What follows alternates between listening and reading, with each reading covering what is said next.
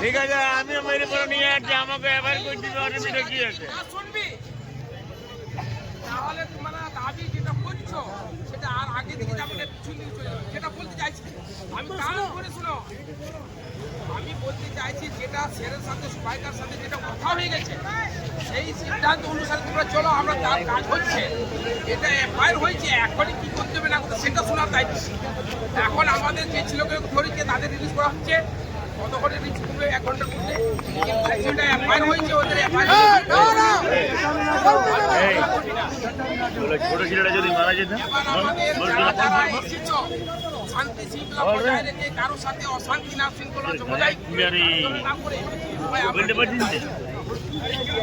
আবার কি হবে